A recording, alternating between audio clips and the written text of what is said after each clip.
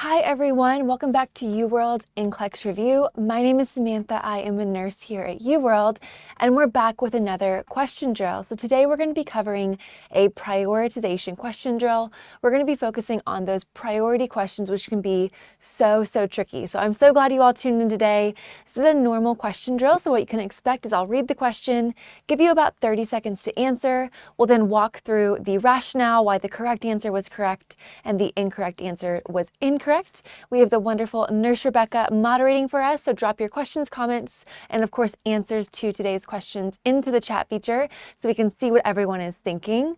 And let's get started by seeing where everyone is joining from. Who here is an international viewer? Who is a US viewer? We're always curious to see just how far UWorld reaches. While I see that filling in, I'm going to go ahead and say a few housekeeping things. If you haven't given us a follow yet, please do so at UWorld Nursing on whatever your preferred social media is. Go ahead and share the session if you haven't already, and check out uworldnursing.com. It's our home base for all of our social media efforts. Again, we're almost to, I think we're close to 90K on TikTok. We're really trying to hit 100K by the end of the year. So if you have not followed yet, please do so. Alrighty, and I see lots of people saying where they're from. I see Miguel from Dallas. So are we. Happy to see you here, neighbor. We see Uganda, some Texas, some California, Kenya, Miami. Very exciting. Thank you for letting us know. Let's go ahead and go through a few tips before we start today's question drill. So in general, here's a couple of fail-safes we can always count on when it comes to these priority questions. And what we mean by priority questions are questions that ask you to rate the most important or the first or the immediate priority in a certain client, or maybe the first intervention for a certain client, or it may ask you to prioritize between a list of different clients. So how we do these priority questions is we first and foremost always use our ABCs: airway, breathing, and circulation. These are our top priorities in that order. A client with airway problems is going to come before a client with circulation problems because we go A, B, and then C. After our ABCs, we then prioritize safety and infection measures.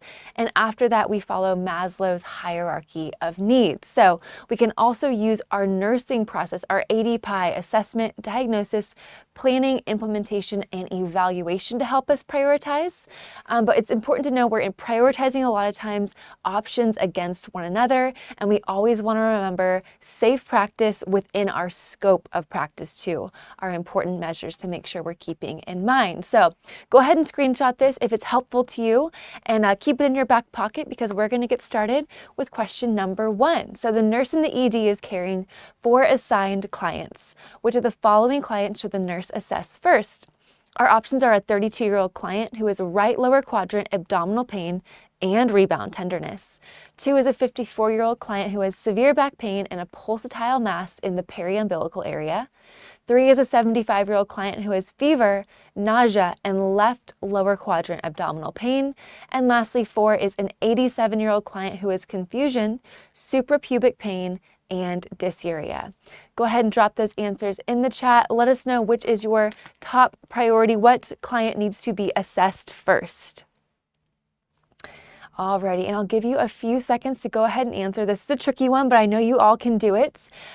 For those of you who don't know, we do take recommendations on topics that you guys want to see us present on body systems that you want to get more information on. So go ahead and let us know the topics you want to see us present on, give you more questions about. We are always looking for suggestions. After all, we're here to help you guys, so let us know the best way that we could do that. Also, if anyone joined our webinar on the 20th, so this past Monday, we went over select all that apply strategy and then cardio lectures. So let us know. I think there may be 1 or 2 of you that joined us on Monday. Let us know in the chat if you were able to join us then. And if not, join us at the next one, which is on October the 20th. But those webinars are longer. That was a 2-hour webinar compared to our normal 30-minute live. Alrighty, and Sonali is asking for endocrine and cardio. Those are his or her suggestions, which we can definitely work in. I think we have a cardio question drill coming up, so good timing. Alrighty, and here I see a mix of answers. I see started with a lot of 2s, now I see some 4s and even some 3s mixed in. Priority questions are difficult, but no worries, we are going to walk through this together. So the client we're most worried about is option number 2, that pulsatile mass. So what the teaching point is here, what this is hinting towards, is an abdominal aortic aneurysm, or a AAA as we call it. This is a blood-filled bulge in the abdominal aorta, big vessel in the body. It's caused by the weakening in the vessel wall due to increased pressure over time. So a AAA dissection is the blood leakage into a vessel tear or a rupture here. It may manifest as that acute onset of abdominal pain. It can even radiate to the back, and they're saying they have severe back pain. And it's typically associated with signs of hemorrhagic shock. When those AAAs rupture, we can have huge internal bleeding. So the client's symptoms could indicate an impending rupture, which can lead to that life-threatening vascular hemorrhage. So a AAA is going to be a huge emergency. This is really, really dangerous. In this case, option number 2 is going to be the client that we first assess. What about the rest of the clients? They are also important too, but one client is going to trump the other ones in terms of how quickly we need to tend to them. We can wait a little bit longer to go to our 32-year-old patient with that right lower quadrant abdominal pain. This is getting towards appendicitis, especially with that rebound tenderness, is a really key sign of appendicitis. Again, this is important. It needs to be treated, but we're not going to assess this client before we take care of that AAA client. Option 3, this is hinting towards diverticulitis, fever, nausea, left lower quadrant pain. Again, it's important to treat this pain. We're going to give them some analgesics, maybe some opioids, but in this case, we're not going to do it before we treat our AAA client. And lastly, the option number 4, confusion, suprapubic pain, and dysuria. Also remember, 87-year-old client, UTIs are really common, especially in our geriatric population. It can also cause, some confusion, some neurological deficits too, because of the buildup of ammonia in the blood. So in this case, a UTI would be what option 4 is trending towards, but a UTI is not going to be a higher priority than a AAA client. So again, option 3 was option 2, was our correct option. And again, some people were asking about the symptoms of a AAA. Acute onset abdominal pain is a lot of times associated with it, and it can radiate to the back too. And especially if we have that pulsatile mass, these are some really big warning signs for AAA. Alrighty, question number 2. The nurse in the ED experiences a needlestick injury while caring for a client with hepatitis C. Which of the following actions would be a priority for the nurse to take? Should they notify the healthcare provider, begin taking post-exposure prophylactic medications, wash the site vigorously with soap and water, or allow a staff member to collect a blood specimen for baseline testing? Alrighty, drop those answers in the chat. Let me know what you all are thinking. I know you got it. The first one, we were just warming up. We were getting our feet wet, and now we are ready to go. So my favorite question to ask is, who here is a new NCLEX passer? Let us know. Has anyone here recently passed their NCLEX so we can congratulate you? Is anyone planning on testing soon so we can wish you good luck? But let us know. We definitely want to celebrate you guys, and that's a huge accomplishment. So definitely let us know if you have just passed. Alrighty.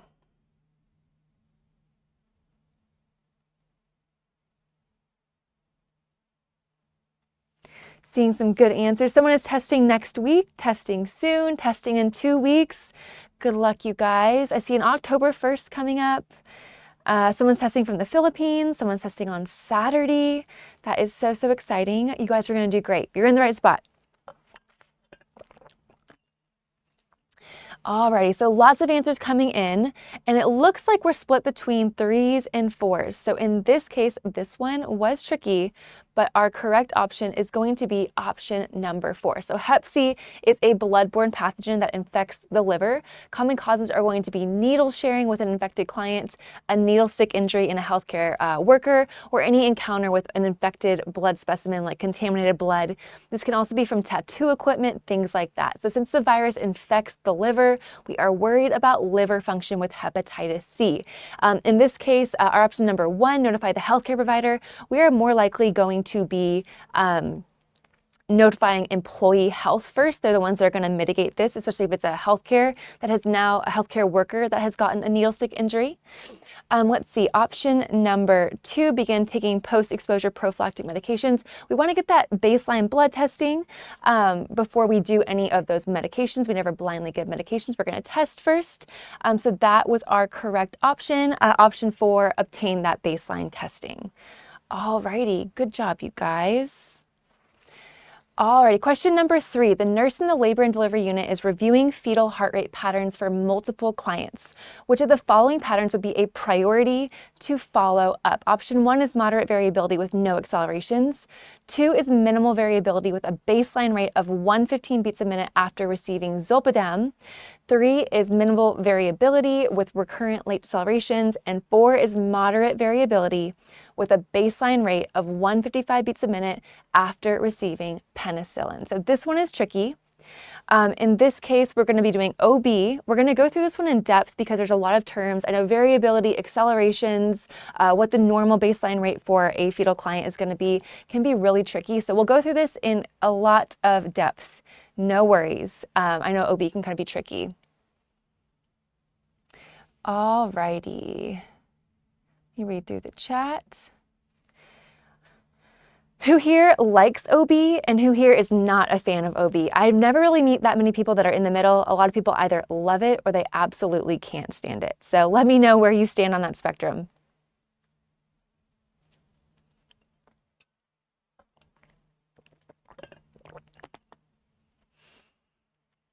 So Nana says that she loves it. And then someone else says that it's the worst. So again, this is normally the response that I get. But that's totally fine. Even if it's not your favorite thing, it will be on the NCLEX, so it is still important to study. Someone says they don't want to do OB. Some people can't stand it. And then again, we have someone that says, I love OB. So no worries. Regardless, we are going to get through this question. And then the good news is, even if you say you don't like it, I see almost all correct options. So you're doing great. Option number 3 was our correct option here. So we're going to go through this one in full, and partly because I am an antepartum nurse, so I like this stuff. But a couple of terms. Variability. This is the fluctuation of the fetal heart rate. We can have a couple different types of variability. Moderate, which is what we normally see, what we want to see. We can have minimal, which we don't want to see. Marked or absent, which we definitely do not want to see absent. Variability is a measure of how well the fetus is essentially responding in utero. Acceleration. So this is a separate thing. These are increases in the fetal heart rate. They are considered to be a reassuring sign, so things that we do want to see. In clients who are at or over 32 weeks of gestation, we want to see a 15 by 15, which would mean 15 beats over that baseline heart rate that's sustained for a period of 15 seconds. That's a 15 by 15. In our clients under 32 weeks of gestation, we would want a 10 by 10, meaning 10 beats per minute above that baseline rate that's sustained for 10 seconds. That's a 10 by 10. Late decelerations are a non-reassuring sign. These typically begin after the contraction starts, typically at the lowest point of the deceleration after the peak of the contraction. It's a sign of uteroplacental insufficiency. It's not something that we want to see. Usually it means that this fetus is not quite getting enough oxygen. So fetal heart rate tracings are divided into 3 categories. Category 1 is reassuring. Category 3 is non-reassuring. And category 2 essentially is everything that falls in between that doesn't quite fit into option 1 or option 3. So when we go through our options, option 1 was moderate variability with no acceleration. So this is still a category 1 strip. We want to see moderate variability. If we don't see accelerations in a moderate variability client, this may be a fetal sleep cycle. This baby may just be asleep. We're not super concerned about this, but we are going to check and make sure the baby perks up a little bit later. It's not our priority.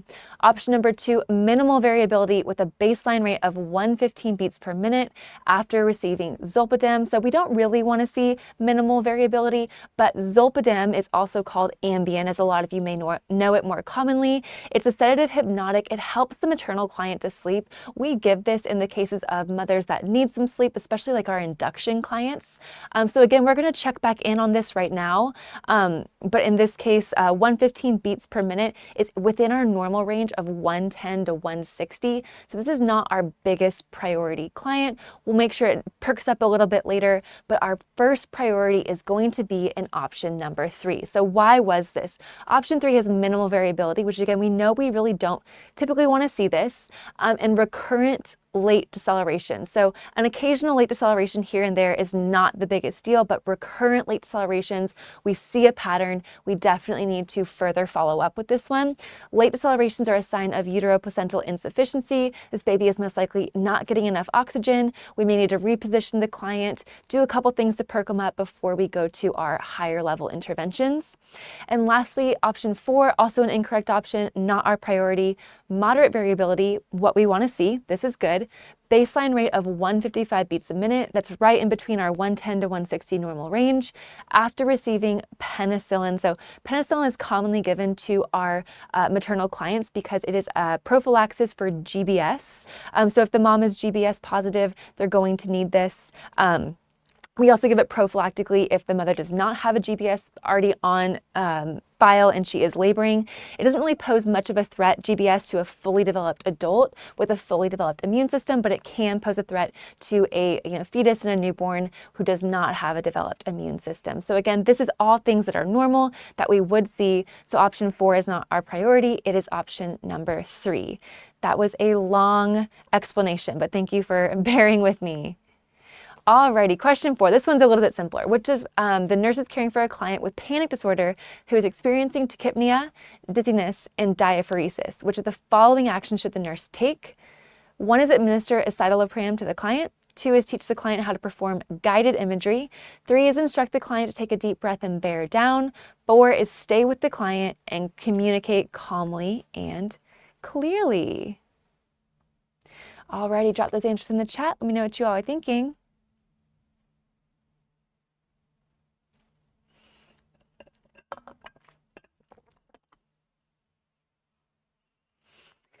And if you have not already, please go ahead and visit uworldnursing.com. It is our home base for all of our nursing social efforts. In this case, we have our complete list of the next 2 to 3 weeks of topics we plan to cover, times that we plan to go live, and channels that we will be live on. Make sure you put that into your bookmarks, into your saved starred images. We definitely want to see you there. It also has links to our product, to our free trial, to pertinent blog posts, to our social media channels, lots of great information, and most importantly, lots of free resources for you guys. So definitely check that out. We also have a question of the week feature. So if you're on our social media, you've probably seen our question of the day. We also offer a question of the week. It'll go straight to your inbox. Once you sign up, every single week you get a full UWorld question paired with a UWorld rationale. So make sure you don't miss out on these resources.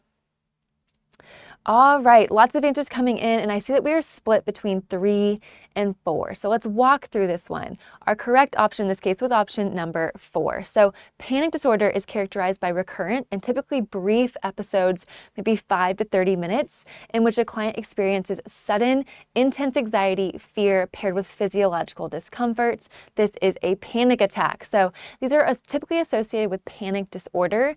It can occur unpredictably without an obvious trigger. But panic disorder is thought to be caused by an imbalance of neurotransmitters like excess norepinephrine or inadequate serotonin. It can also be the overactivation of the amygdala, which is a really important part of our brain. Panic attacks will often resemble physical symptoms. They can have cardio effects, respiratory conditions, heart is beating really fast, they're breathing really quickly, because it involves the activation of the sympathetic nervous system. So it feels like a physical reaction. We want to stay with the client. We want to offer safety and reassurance. We also want to be their calm, kind of rock on the ground, because they're not going to be able to be calm, so we need to provide that to them. So option 4 is our best therapeutic communication, which is so important for our mental health scenario. So option 1, 2, and 3 were incorrect. Escitalopram is going to be an SSRI. This is not very quick acting. It's not going to help a client that's actively having a panic attack. 2, teach the client to perform how to perform guided imagery. Again, they're not going to be able to focus. They're having an active panic attack. This may be helpful in a maintenance period when they're not in an active panic attack, but in this moment, they're not going to be able to focus on your explanation of how you perform guided imagery. And lastly, bearing down is more like for SVT or supraventricular tachycardia, not going to be super helpful here. So again, option 4 was our correct option. All right, question 5. The nurse in the ED is caring for a client who has slurred speech and left-sided facial droop and weakness. Which of the following actions would be a priority for the nurse to take? So we have administer IV dextrose to the client, prepare the client for a 12-lead ECG, 3, obtain a blood specimen to check the client's serum potassium level, and 4, transport the client to the radiology department for a CT scan of the head. Alrighty, drop those answers in the chat. I am tripping over my words today. And I see lots of great answers already coming in. So way to go, you guys. In the meantime, while we're waiting for everyone to drop their answers in, let us know how you like to study. Are you a flashcard person? Are you a visual learner, an auditory learner, a kinesthetic learner? Do you like to use Q banks? Are you maybe like an assessment taker? That's how you study. Let us know what works best for you.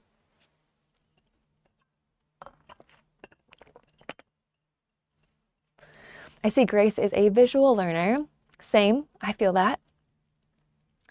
Alrighty, and I see lots of option number 4, which is good news because that was our correct option. So in this case, we are looking at a client who has slurred speech, left-sided facial droop, and weakness. I hope some, alarm bells are going off for stroke in you all's head. So stroke is an abrupt alteration in cerebral perfusion and oxygenation to the brain tissue. It's either caused by a thrombus, which would be an ischemic stroke, or a ruptured blood vessel, which would be a hemorrhagic stroke. So clinical manifestations are going to include headache, facial droop, slurred speech, and unilateral numbness or weakness, many of which are mentioned in this question stem. We want to recognize stroke early and treat stroke early.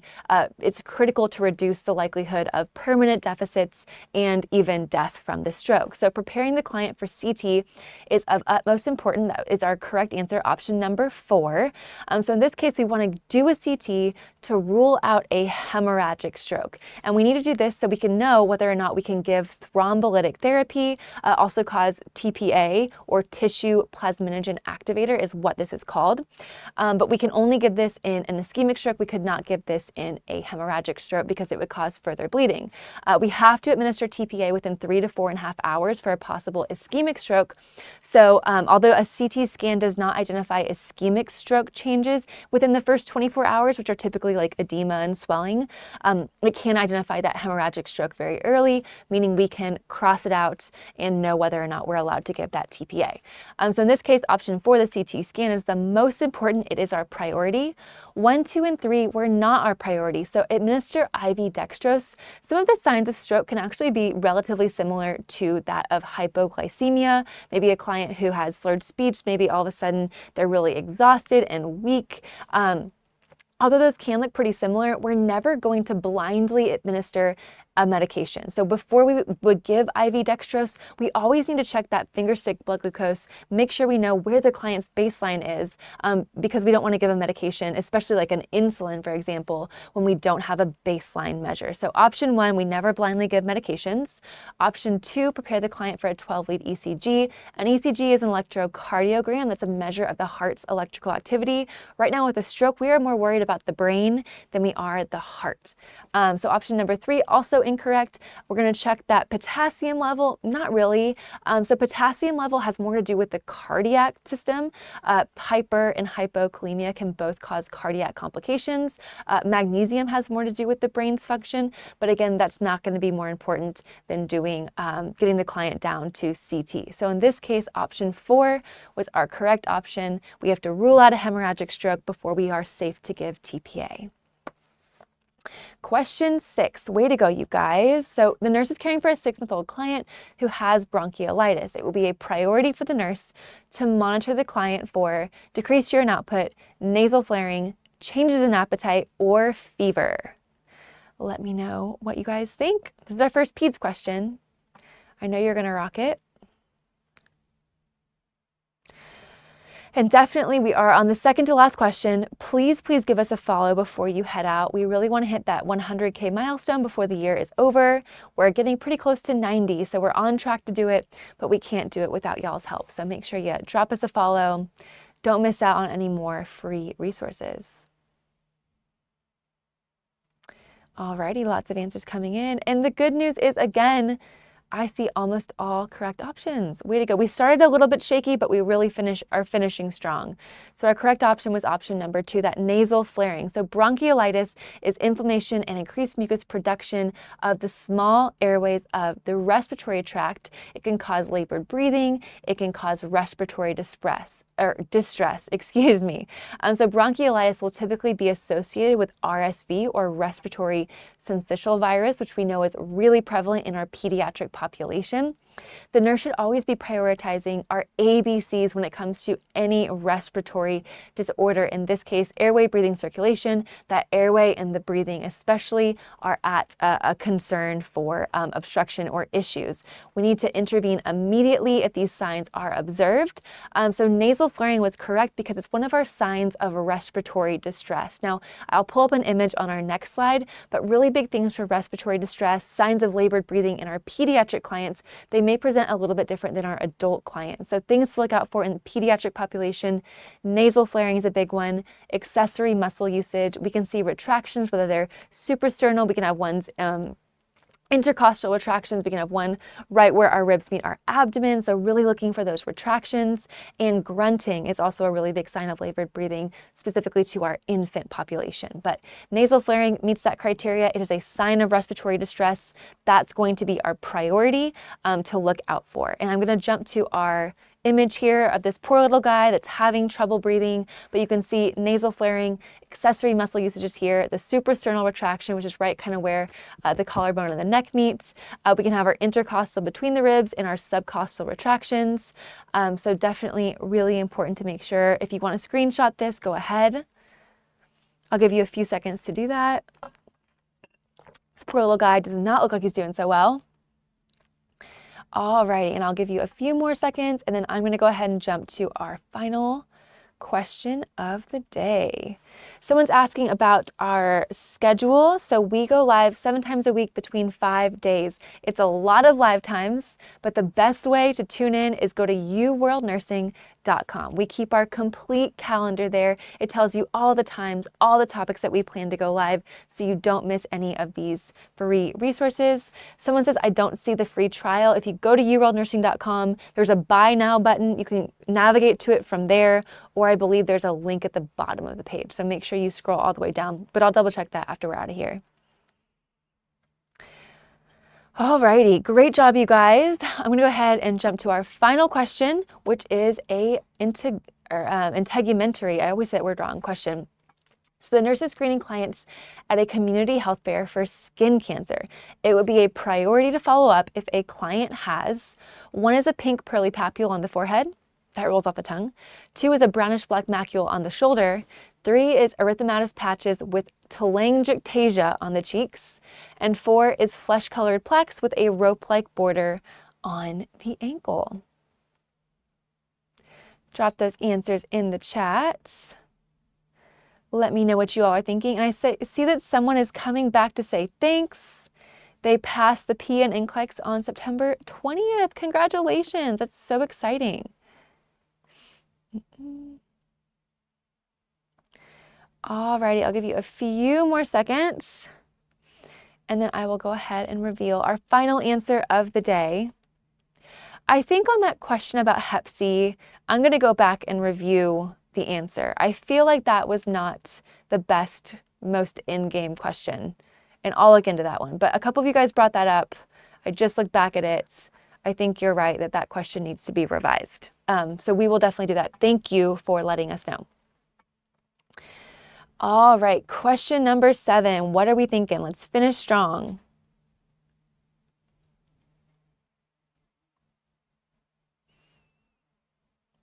All right, a few more seconds. All right, and our correct option here, it looks like we're pretty split in the chat, and that's totally fine, but our correct option is going to be option number 2. So when we're screening for skin cancers or melanoma, the nurse should use ABCDE. This is different from our other ABCs, but ABCDE is a mnemonic to help us remember some of the things that are a cause for concern in skin changes. So this helps us to identify lesions with melanoma-like characteristics. The ABCDE method stands for A, asymmetry, like one half maybe is misshapen or different from the other half; B is border irregularity. So if it's notched, if it's scalloped, if there are irregular edges, it's not just a straight circle. C is color changes and variation. So it can have a blue or maybe a new brown or a new black look. The pigmentation's changing. Maybe it's two kind of separate colors. These are all things we would be worried about. D is for diameter. So if it's 6 millimeters or larger, we start to get a little bit concerned about it. A good marker for this is the size of a pencil eraser is about 6 millimeters in diameter. So anything larger than that, we definitely want to get a doctor to make sure they're checking it out. And lastly, E is for evolving. So if we're seeing changes in the shape, in the color, in the border, in the size, those are all signs that we need to get this looked at. So again, ABCDE is a great kind of like our most basic tool for looking at skin lesions. Option number 2, that brownish black macule on the shoulder, that's different, it's changing, it's brown and it's black, it's a little bit separate from side to side. This is going to be our priority to follow up. Option number 1, the pink pearly papule. This is describing most likely basal cell carcinoma, which is not likely to metastasize. It's slow growing. Option number 3 is going to be erythematous patches with telangiectasia. That is such a tough word on the cheeks.